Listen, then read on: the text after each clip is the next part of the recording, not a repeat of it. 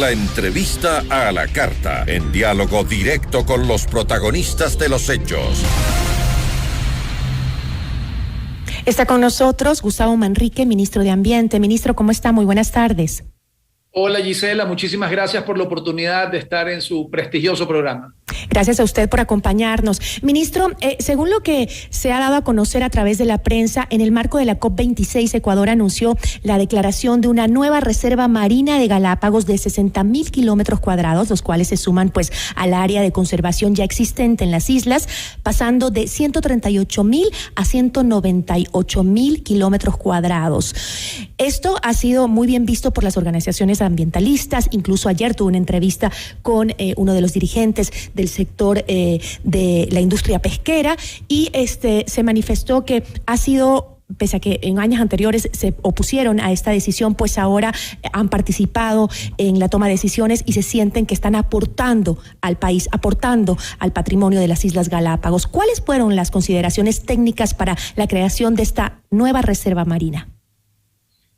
Efectivamente, Gisela, una de las cosas que llamó mucho la atención en la cumbre de cambio climático en Glasgow, en Escocia, la semana pasada, fue la capacidad del Ecuador del diálogo, la capacidad del consenso. Y de verdad quiero puntualizar ese tema porque la creación de la reserva per se es una notición, es realmente... Hemos podido ver cómo captura la atención de todos los medios a nivel internacional, pero lo que igual o más llamó la atención fue la capacidad del consenso, la capacidad del diálogo. Y efectivamente llegamos a acuerdos con el sector pesquero artesanal, el sector industrial, por supuesto el sector turístico, conservacionista y evidentemente el sector bancario también, o de las finanzas, porque el presidente ha...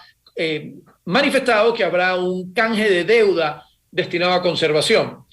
En materia de las premisas técnicas, el área que se ha destinado a la protección es la zona norte de la zona económica exclusiva insular. Nosotros tenemos la insular y la continental. La continental es la que está pegada a las 200 millas al continente o a la parte del Ecuador territorial, y la insular, la de Galápagos. La zona que se elige es la zona norte, en donde protege los montes submarinos que conectan con aguas de Costa Rica, y estas a su vez conectan con aguas de Panamá y Colombia. Ahora, ayer que conversábamos justamente con Bruno Leone del sector pesquero, hablábamos de que lo importante aquí, y lo mencionó también Roque Sevilla, ambientalista, es el tema del control. ¿Cómo tiene planificado el Estado intervenir en ese control? ¿Cómo va a planificar? Porque la idea no es sancionar a aquellas embarcaciones que incumplan, sino que estén conscientes de cuál es el área protegida, dónde pueden y dónde no pueden pescar. Sí, efectivamente, siempre al crear un área que tiene restricciones, viene acompañado de controles, y eso viene acompañado del desafío económico. El presidente ha anunciado un canje de deuda de alrededor de $1.000 millones. ¿Qué significa eso? Que hay una deuda que está en una determinada condición de tiempo y costo, ¿verdad? Cuando digo tiempo es el plazo a pagar, y cuando digo costo es la tasa de interés. Al Ecuador hacer esta nueva reserva, hay unos nuevos financistas que dicen, yo la puedo estructurar en un mejor plazo porque aplaudo esta política de conservación. Ese plazo se vuelve más flexible y el costo baja. Ese beneficio económico que se calcula entre 300 y 400 millones de dólares, el presidente ha dicho, lo pongo en un fideicomiso que va a generar intereses. ¿Cuáles son esos intereses? Entre 12 y 10, arriba de 12 millones de dólares anuales. Esos fondos serán destinados a tecnología, controles, aviones, embarcaciones, radares y demás. Es decir, está absolutamente redondeada, absolutamente completo la idea, porque yo coincido con la preocupación, ¿no? Cuando dices, bueno, voy a crear una reserva, bueno, ¿y ahora cómo la controlo? Si se nos hace difícil controlar lo que tenemos. Gisela, quiero complementar algo más. Cuidar todo Galápagos, marino y terrestre, nos cuesta al Parque Nacional Galápagos, que es una adscrita del Ministerio de Ambiente, 6 millones. Es decir, no es poco 14 millones, es más del doble de lo que hoy nos cuesta. Así que tenemos la seguridad y la tranquilidad que vamos a tener todos los recursos para hacer un control bastante bueno. ¿Y para cuándo se va a materializar la nueva reserva marina? Vienen etapas, Gisela. Ahora viene la firma inmediata del presidente de la República. El decreto está casi listo.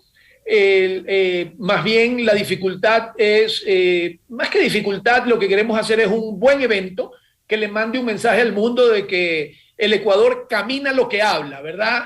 Predica o practica lo que predica y lo hace rápido. Entonces, la idea es firmar el decreto del presidente en Galápagos y estamos viendo la mejor fecha porque queremos invitar gente internacional que nos acompañe en este acto importante para el mundo. Luego viene la creación del plan de manejo ambiental, porque esto requiere la redacción de unas ciertas políticas concretas del plan de manejo ambiental. Y paralelo a esto, el canje de deuda que le estaba mencionando. Y anoche tuve reunión con el ministro de Finanzas y él me hablaba que el canje de deuda es un proceso que puede demorar entre 6 y 8 meses aproximadamente. El decreto estará listo en las próximas semanas. La creación de la reserva en las próximas semanas. ¿Y quién o qué países van a participar en este proceso de canje por la conservación marina, de canje de deuda?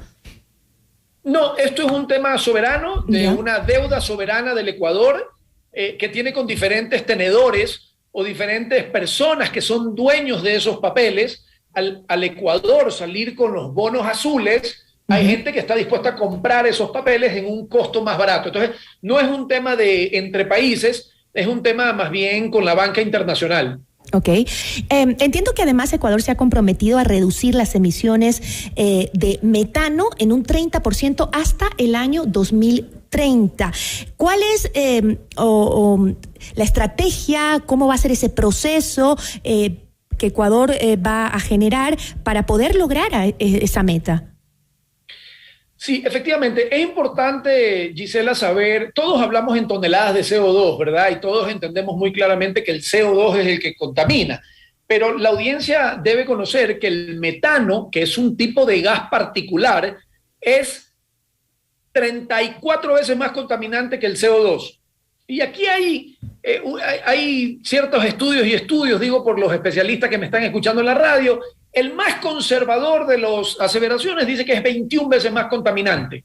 Entonces, combatir el metano es 21 veces más importante que combatir el CO2. ¿Pero qué tan productores de ese gas metano somos nosotros? Mire, el planeta en general es muy productor de esto. ¿De dónde? Y gracias por su pregunta, Gisela. ¿De dónde viene el gas metano? El gas metano, por ejemplo, viene del gas que bota un relleno sanitario. El gas metano viene de los mecheros de petroleras. El gas metano viene de la producción ganadera. Entonces, políticas públicas, por ejemplo, que pronto va a escuchar una noticia con el municipio de Guayaquil, en donde hemos acelerado por medio de lo que nos corresponde como ministerio con la CAF, capturar el gas metano que botan estas chimeneas de los rellenos sanitarios y encapsularlo y convertirlo en energía. Eso, por ejemplo, es una forma. Entonces, hacer eso con varios municipios del país es una forma de reducción. O trabajar con ganadería inteligente es una forma de reducción. O capturar... Ese punto. Yo justo quería comentar sobre el tema de la ganadería, porque yo tampoco había escuchado jamás esta propuesta de que tenemos que trabajar en reducir el gas metano. No la había escuchado jamás. Sí, como usted dice, estamos más concentrados en la contaminación de otro tipo, en la contaminación que generan los autos. Esa es la que más sentimos, ¿no? Pero según lo que leí también es que dentro de las industrias que más metano producen se encuentra la ganadera. ¿Se va a trabajar en conjunto con el sector ganadero para la emisión de este tipo de gases? Sin duda, sin duda. Ayer leía que el 52% de la generación Z, está dispuesta a pagar 10% más de un valor de un producto si tiene consideraciones ambientales. Entonces, no es que le ataca directamente al empresario al bolsillo. Esto más bien sí le ataca, pero en buena forma porque hay gente dispuesta a pagar más. Efectivamente, con los ganaderos ya han habido cursos y acciones concretas. Entiendo que en Manabí se está hablando de ganadería inteligente, que tiene que ver con alimentación bienestar animal y demás acciones que ayudan a reducir un poco las emisiones de gases, específicamente en el sector ganadero. Otro tema también es la propuesta que puede hacer el gobierno en reducir los altos índices de deforestación en el país. Tengo algunos datos aquí actualizados justamente de su ministerio que corresponden a 2018.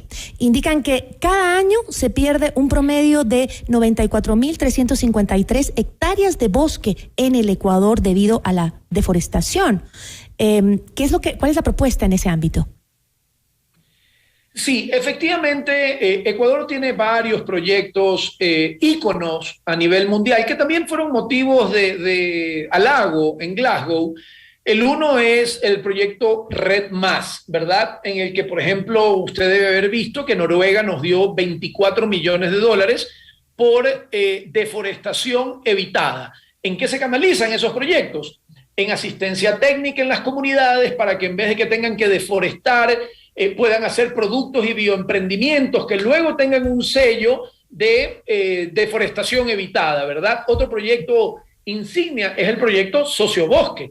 Sociobosque tenemos 1.600.000 hectáreas que le cuestan $10.8 millones al Estado, en el que le damos a tenedores de tierras recursos económicos también para que hagan bioemprendimientos, para que busquen otras alternativas de ingreso que no sean talar los árboles. Entonces, esos son tipos de proyectos concretos que estamos fomentando para evitar deforestación. ¿Cómo va a proteger el Ecuador estos ecosistemas sobre lo que hemos conversado, cuando por otro lado se busca la proliferación de la explotación minera y petrolera, industrias altamente contaminantes, sobre todo de las fuentes hídricas en nuestro país, ¿no? Por un lado estamos haciendo todo este trabajo enorme para unirnos en esa lucha en contra del cambio climático y por otro lado tenemos unas necesidades porque tampoco podemos darnos el lujo de no poder explotar ninguno de nuestros recursos. Somos un país que necesita explotarlos, pero ¿cómo hacer un balance? Sí, Gisela, primero hay que entender que la transición ecológica, que es una política pública que este ministerio y el presidente de la República han decidido poner como bandera insignia de este gobierno, los minerales juegan un factor importante, ¿verdad? Por ejemplo, si quisiéramos cambiar la matriz de movilidad, necesitamos los minerales para un carro eléctrico o híbrido. Si queremos cambiar la matriz energética, necesitamos el silicio para los paneles solares y el aluminio para el marco del panel solar. Es decir, en materia de minerales, son un aliado para la transición ecológica. En materia de hidrocarburos, ahí creo que el desafío es un poco mayor, pero como usted dice, Gisela, me parece que tiene toda la razón del mundo. Somos un país pobre en vías de desarrollo, tenemos el mayor índice de desnutrición infantil crónica y de ahí tenemos que coger recursos para combatir esa problemática. Ahora bien, el rol del ministerio en controles y la responsabilidad de esas industrias con la máxima tecnología para hacer sus actividades tiene que ser una máxima de todos, ¿verdad? Entonces es una combinación de un equilibrio y de una transición que tenemos que aceptar en la que estamos. Sí, definitivamente creo que es así, pero hay sectores que consideran que es un poco contradictorio que mientras el gobierno amplía la reserva marina, busca explotar aún más la Amazonía, sectores indígenas que dicen que se está relajando los controles ambientales para acelerar la entrada de las empresas mineras extranjeras a la Amazonía. ¿Usted qué dice a aquellos que piensan que es una contradicción? Bueno, los comprendo. También es fácil manifestar estas aseveraciones cuando te llegan los 3 platos de comida a tu casa los 3 días y no tienes ninguna problemática de educación, salud y demás. El gobierno administra para 17 millones de personas y tiene que ver de dónde saca los recursos. Aquí el tema está en hacer respetar la ley. No estoy de acuerdo que el Ministerio de Ambiente se ha hecho más laxo o más flexible para la entrega de licencias. Más bien los invito a revisar cuántas mineras están suspendidas de sus actividades en los últimos meses. Hemos suspendido más de 25 mineras por no cumplir con el plan ambiental. Así que, pero yo entiendo que tengan su opinión y creo que el gobierno ha demostrado que el diálogo es su principal herramienta de avance, ¿no? Esas empresas que han sido sancionadas es parte de una estrategia de protección de nuestras fuentes hídricas, que es lo que buscan muchas comunidades indígenas, sobre todo en el austro del país. Gisela, gracias una vez más por puntualizar, porque se me estaba escapando hablarle de la política pública de conservación de las fuentes hídricas. Este gobierno cogió con 18.000 hectáreas de áreas de protección hídrica, es decir, zonas que tienen una política pública de conservación y de protección de esa fuente. 18.000 hectáreas el 24 de mayo. Hoy tenemos 64.000 hectáreas en las que no se puede hacer extractivismo, ni ganadería, ni otras actividades para cuidar las fuentes hídricas. Pero no solo eso, sino que dentro de las 10 macrometas que el presidente ha decidido que quiere entregar como grandes logros para el 2025, está dejar con 284.000 hectáreas de protección hídrica.